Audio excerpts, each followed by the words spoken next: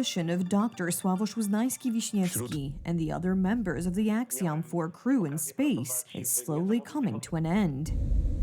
Today, a farewell ceremony took place before their return to Earth.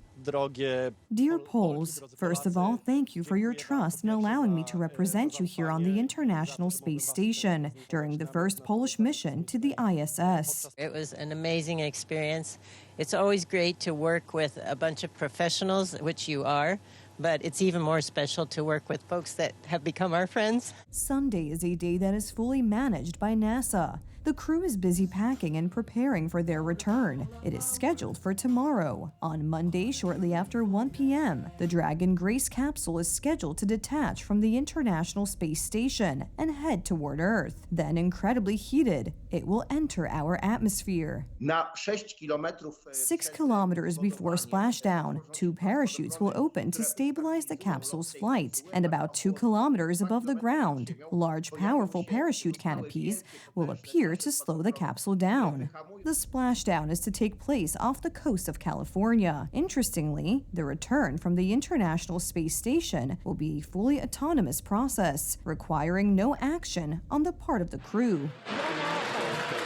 The Axiom 4 mission to the International Space Station began on June 25th. A day later, the 4 astronauts reached their destination. Once there, they conducted scientific experiments. They were also involved in educational projects. Dr. Sławosz Wiśniewski, the second Pole in space, conducted, among other things, a dozen or so experiments in the fields of technology, biology, medicine, and psychology, prepared by Polish scientists and engineers.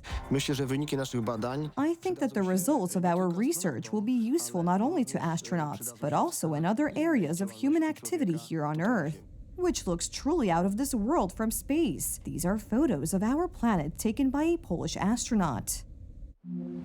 When I look at Earth, it becomes clear to me how fragile and at the same time extraordinary what we have is. From above, you can't see borders, you can't see countries. You can see our beautiful planet with its thin atmosphere. The view is breathtaking. It is this fascination with space and focusing on what is high above us that is one of the goals of the Axiom 4 mission.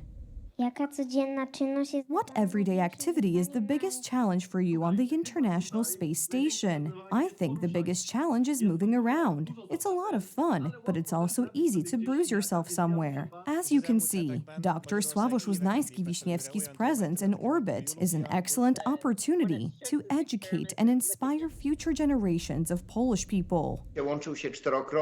He connected 4 times with Polish students who are passionate about science. These were live connections, and he performed educational experiments. Of course, this is very important. And the story of our astronauts shows that it is worth dreaming. And thanks to hard work, willpower, recognizing and developing talents, sometimes you can really reach for the stars.